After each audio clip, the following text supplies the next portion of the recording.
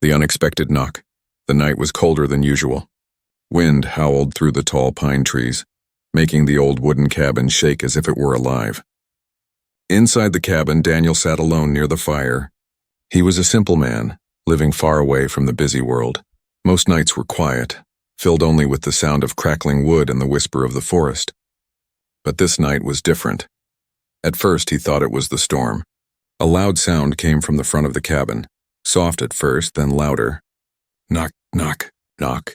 Someone was at his door. Daniel froze. Few people ever came this deep into the forest. The nearest village was miles away, and no traveler ever knocked on his door at such a late hour. Slowly he stood up. His heart beat faster, not from fear but from something else, an uneasy feeling he could not explain. The knocking came again, harder this time. Whoever it was seemed desperate. Daniel walked toward the door, each step echoing in the silence. He placed his hand on the wooden handle, then stopped. What if it's trouble? He whispered to himself, but something told him he had no choice. He opened the door. What he saw made his breath catch. Standing in the rain was a woman. No, not a woman like he had ever seen before. Her skin was pale silver, shining faintly under the moonlight.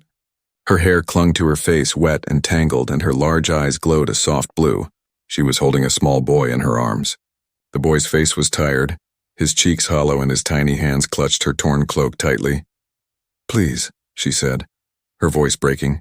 Just one night. Daniel did not move at first. His mind raced. Was this real? Was she human? No, her features were too sharp, her skin too strange. She was something else, something not from this world. The boy whimpered, shivering in her arms. That sound broke the silence in Daniel's heart. Without another thought, he stepped aside. Come in, he said quietly. The woman lowered her head in gratitude and stepped inside. The boy buried his face against her neck, too weak to look around. Daniel shut the door, locking out the storm, but he knew the real storm had only just begun. Inside the cabin, the fire glowed warmly. The woman stood close to it, trying to warm the boy. Daniel noticed her clothes, ripped, dirty, and burned in places. She looked like she had been running for days. He fetched a blanket and handed it to her. She hesitated before taking it, as if unsure whether she could trust him. Slowly, she wrapped it around her son. Thank you, she whispered, her voice soft like the rain outside.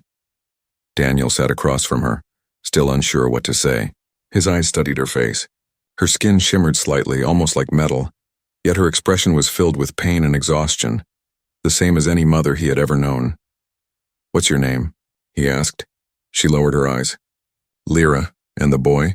Her lips trembled. My son. Aaron? Daniel nodded, but questions burned inside him. Who were they? Where did they come from? Why were they out here in the middle of nowhere? The boy opened his eyes for a moment. His gaze met Daniel's, and for a second, Daniel felt something strange. The boy's eyes glowed faintly, the same soft blue as his mother's. It was not frightening.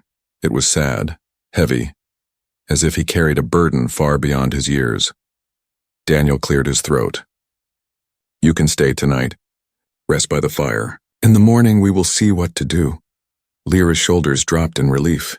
She whispered a word of thanks again, but her eyes never left the window. Every now and then she turned her head quickly, as if she feared someone might appear out of the dark forest. Daniel noticed. Are you running from someone? She didn't answer. Her silence said more than words. The fire popped loudly, filling the silence. Outside, the storm grew worse, but inside the cabin there was only the quiet breathing of the boy, the crackling of flames, and the heavy, unspoken tension between Daniel and his mysterious guests. He knew this was not going to be just one night.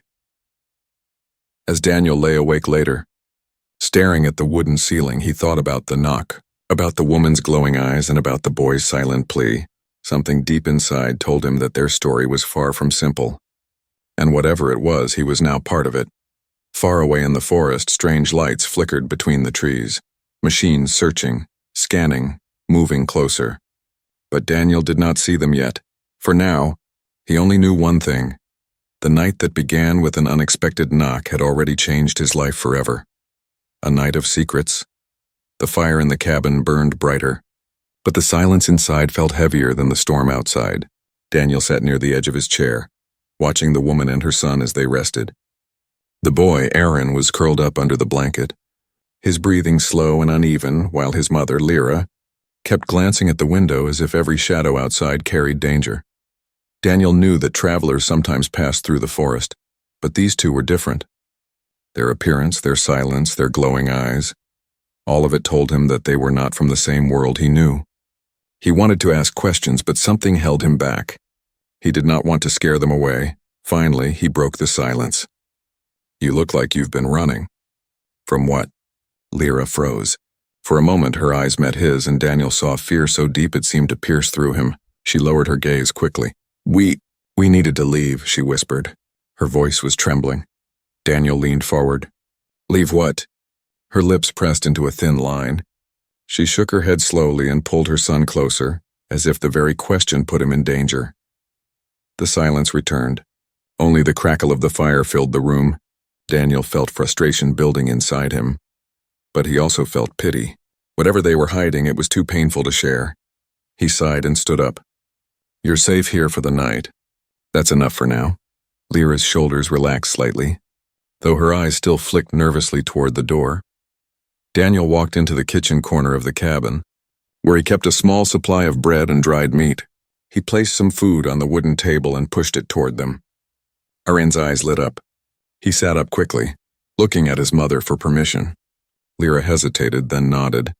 The boy grabbed the food and ate like he hadn't seen a meal in days.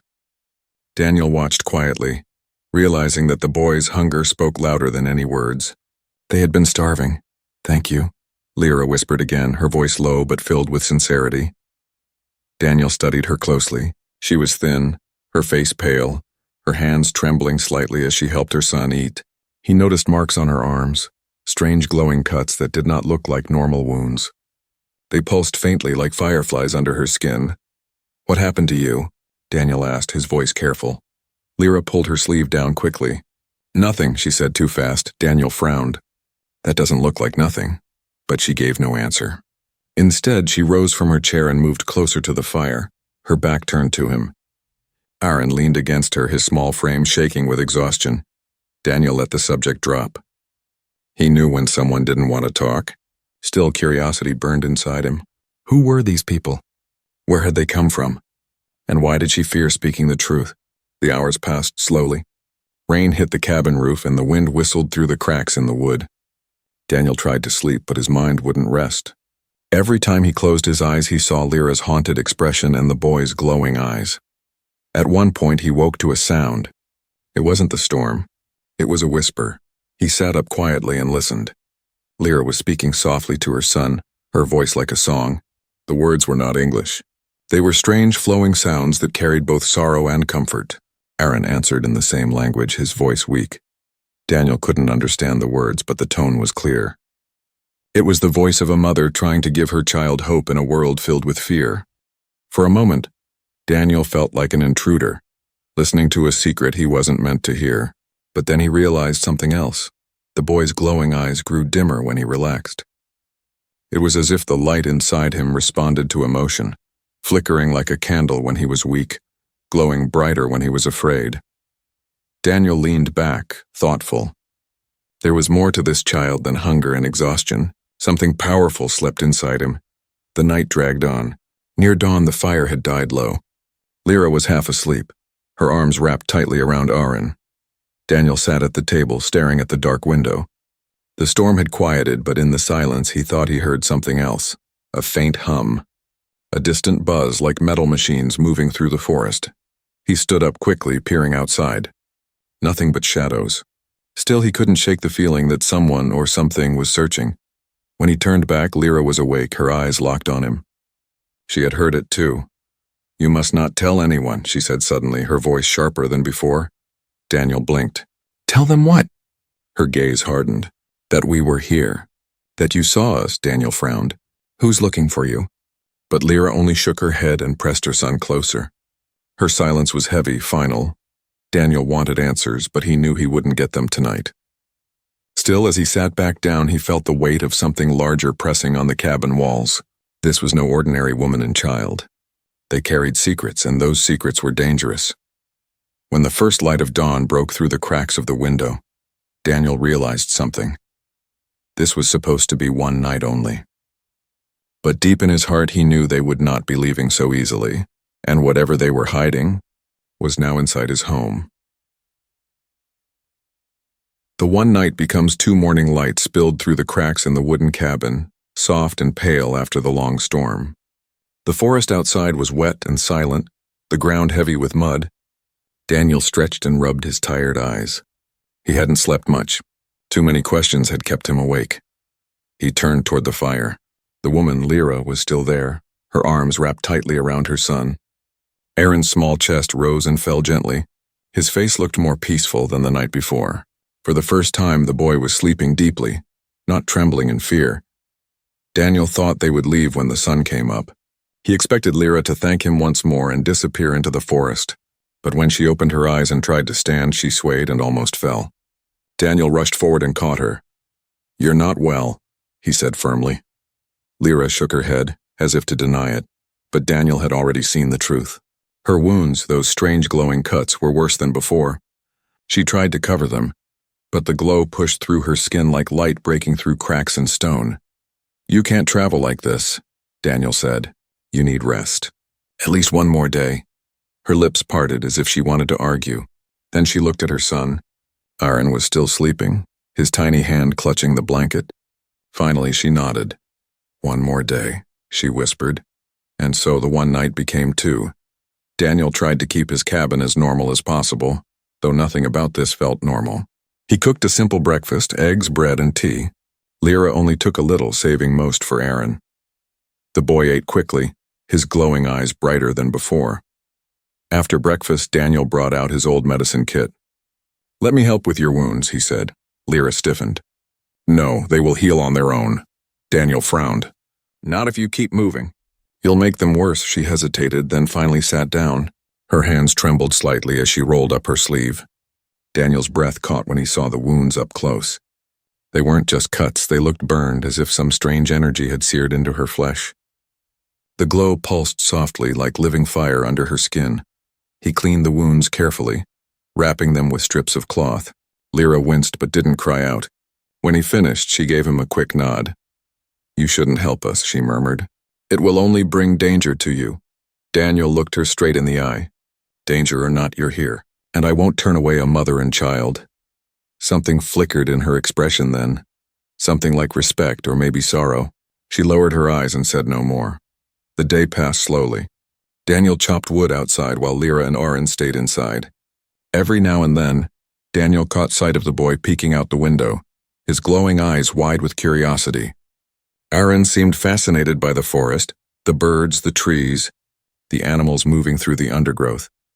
Later, when Daniel came back in, he found Aaron sitting by the fire with a small wooden carving in his hands. It was one of Daniel's old toys, a little wooden horse. The boy held it carefully as if it were something precious.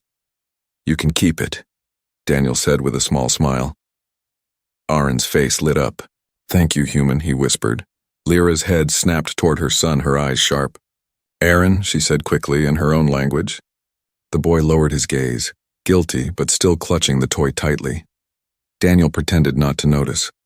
But inside, his heart raced. Human. The boy had called him human. That meant Lyra and her son were something else entirely, and they knew what he was. That evening, as the sun sank behind the trees, Daniel spotted movement in the distance.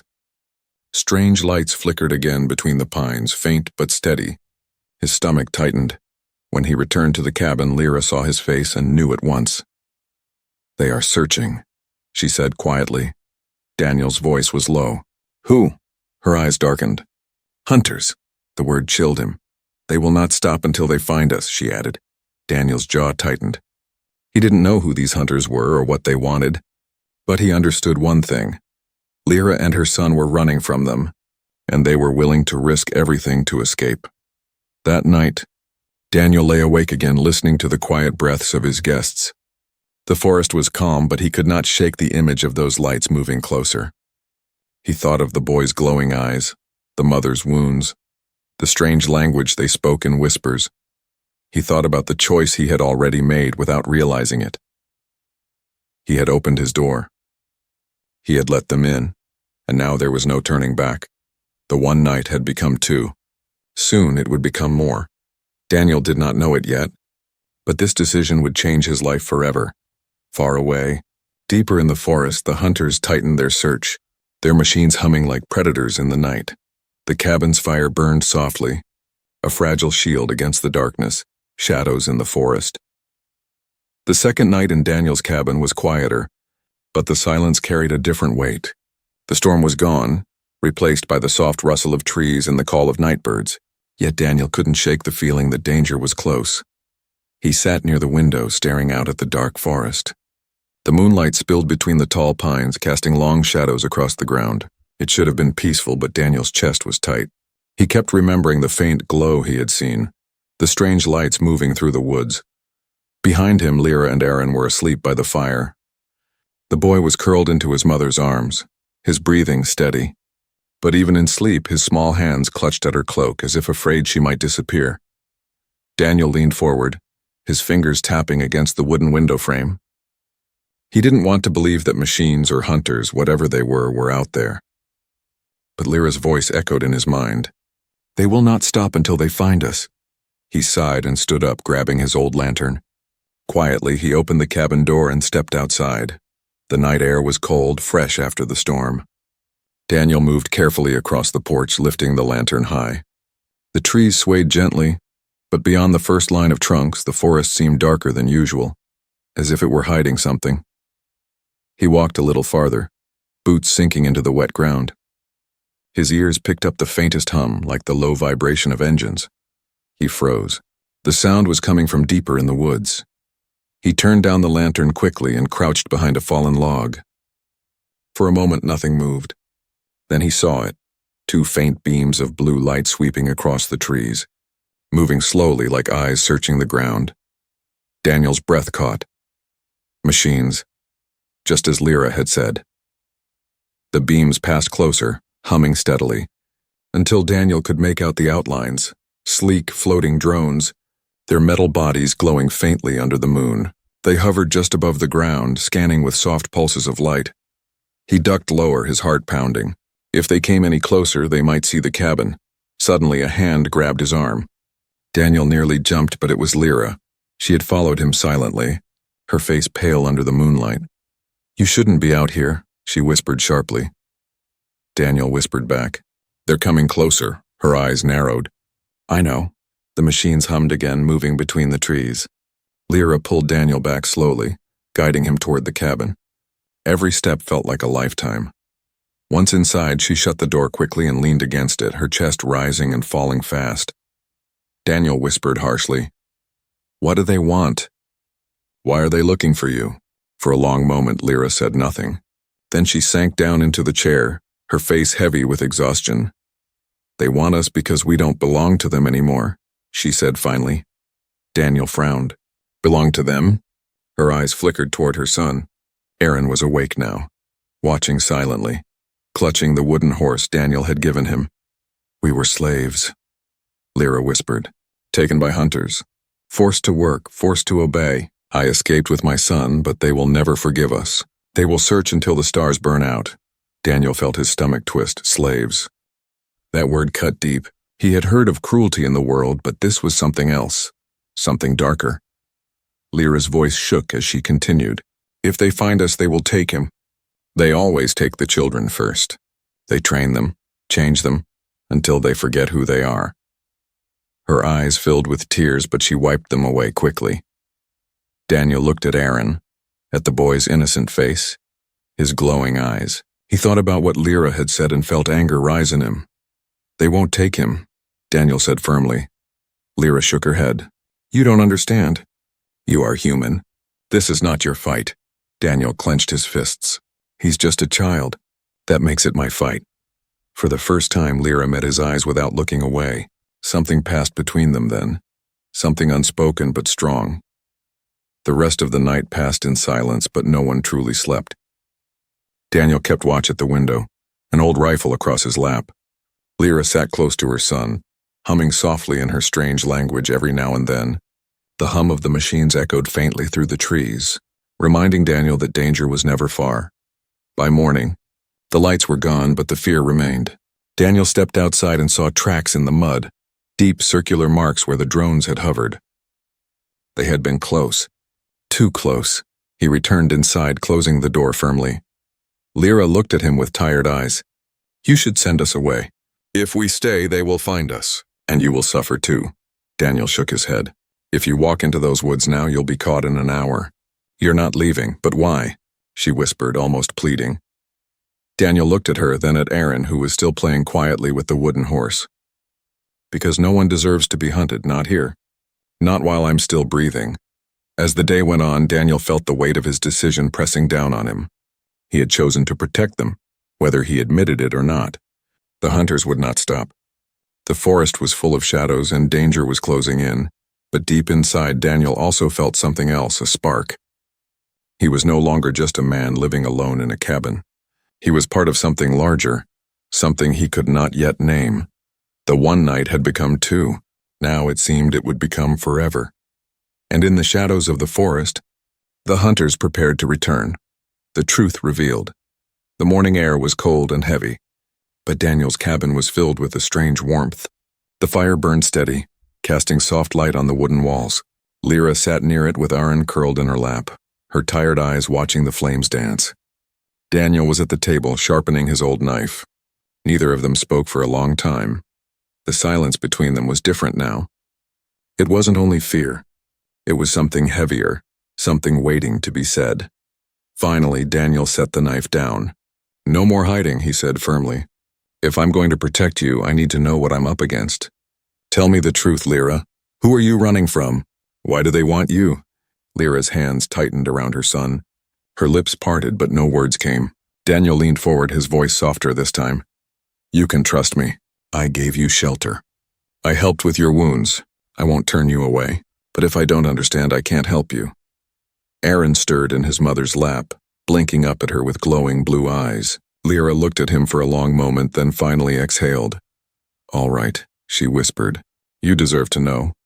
Her voice was low, but every word seemed to shake the room. My people. We are called the Vela.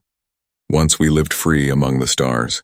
We had cities made of light, ships that sailed through space without engines, and children who were born with the gift of energy inside them.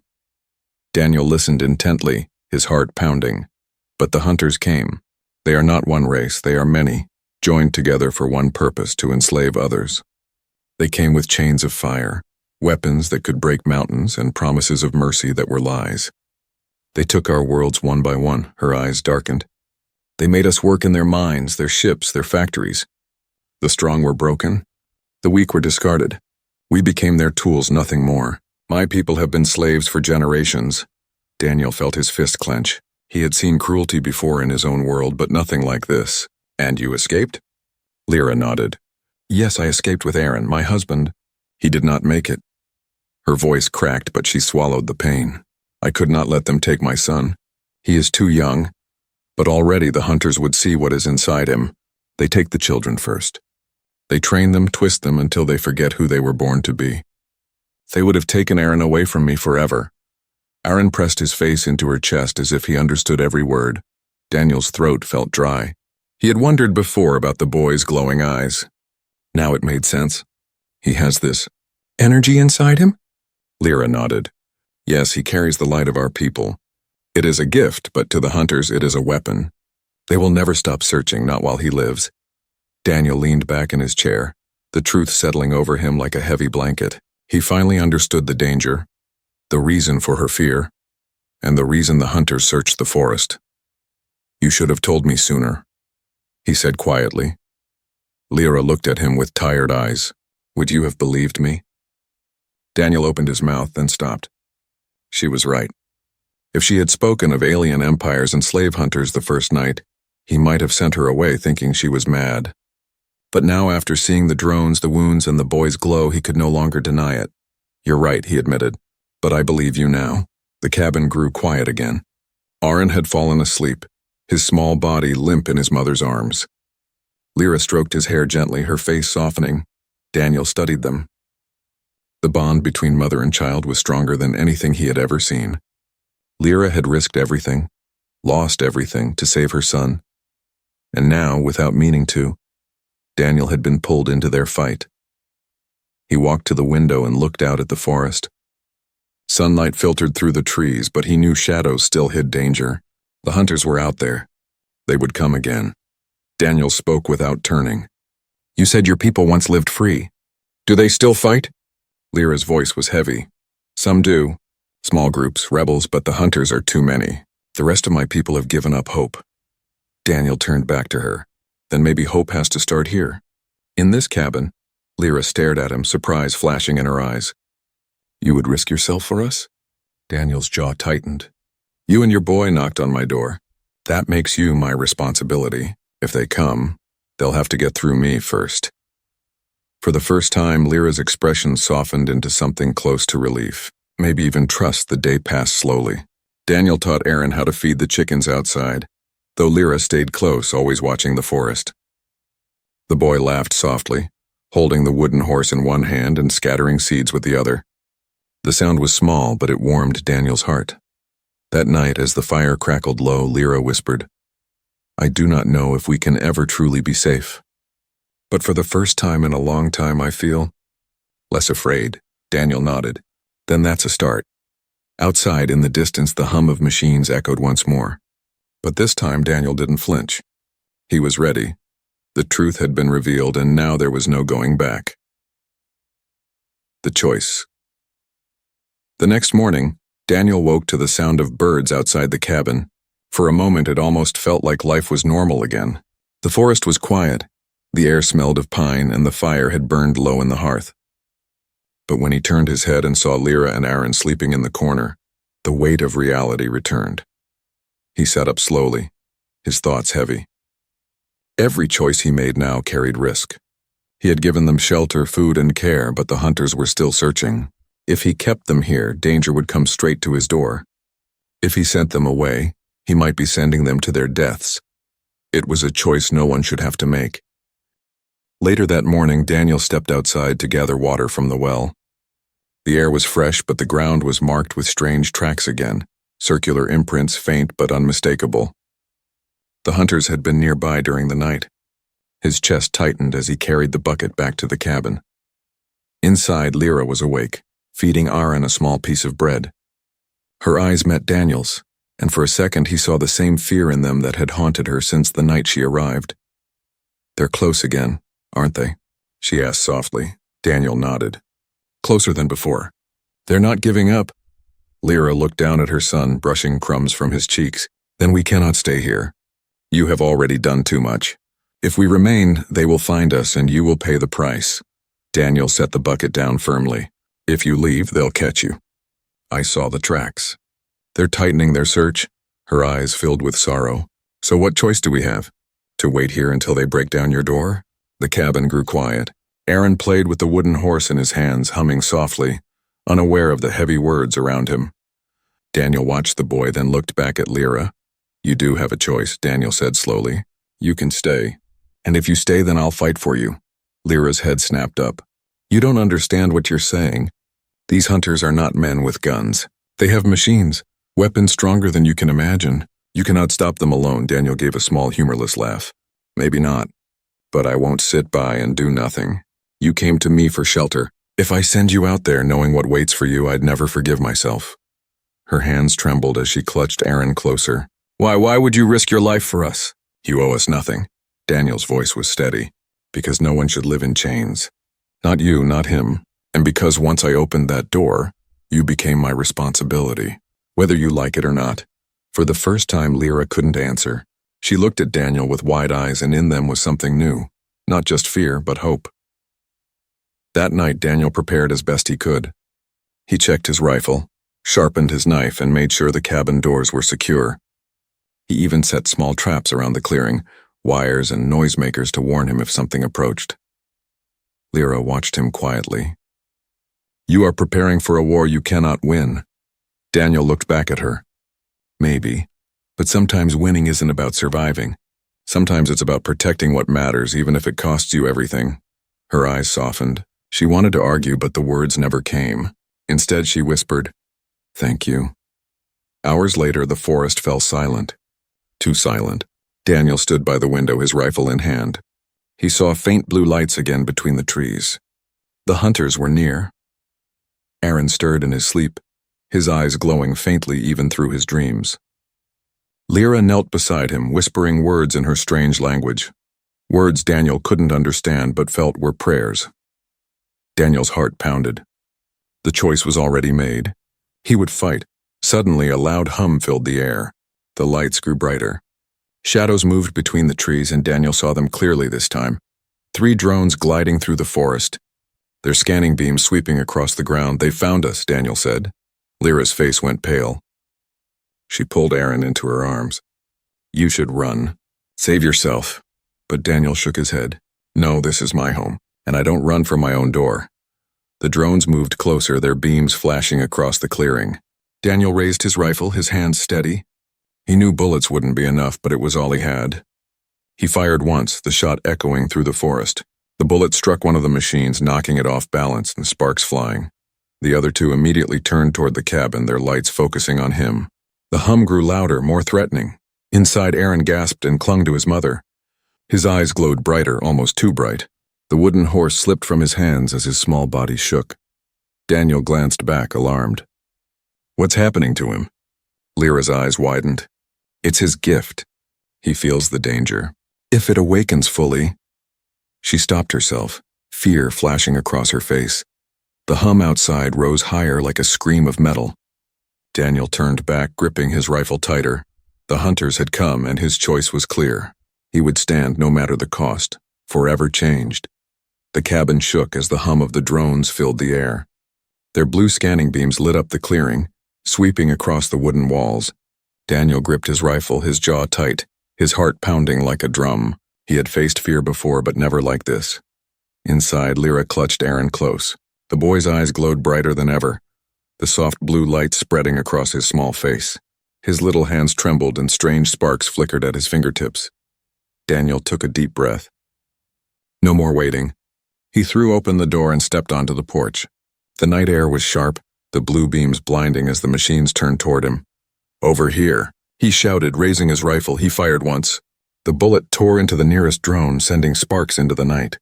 The machine whirred angrily, spinning before regaining balance. The other 2 drones focused on him, their hum turning into a sharp, threatening buzz. One of them released a burst of light.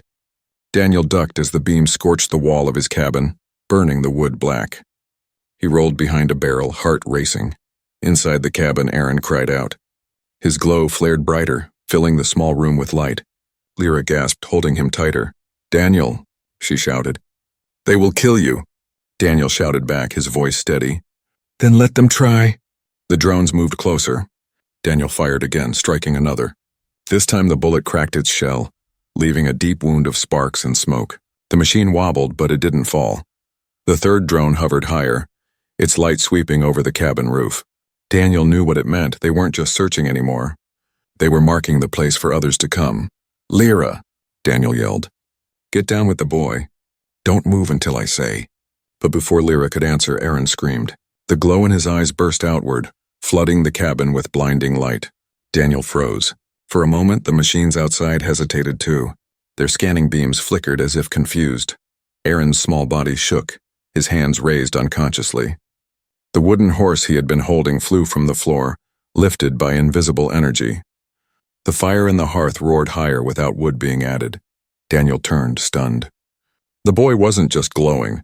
He was changing everything around him. Lyra's face was pale, fear and awe mixing in her eyes. "It's happening," she whispered. "His gift. It's waking." Aaron cried out again, and the energy exploded outward. The window shattered. A wave of blue light blasted through the clearing, striking the nearest drone. The machine sparked violently and dropped to the ground, lifeless. Daniel shielded his eyes, stunned. The boy did that. The other 2 drones adjusted quickly, humming louder, their beams targeting the cabin. They fired at once. Blue streaks of energy shot forward, but before they hit, Aaron raised his hand. The beams bent in midair, twisting like water, and scattered harmlessly into the night. Daniel's jaw dropped. "By God!" The boy's power grew stronger, each pulse of light pushing the machines back. The second drone tried to retreat, but Aaron's glow surrounded it, pulling it down. The metal cracked and crushed itself under invisible force until it fell smoking to the ground. The last drone turned sharply, trying to escape into the trees. Aaron's glowing eyes followed it.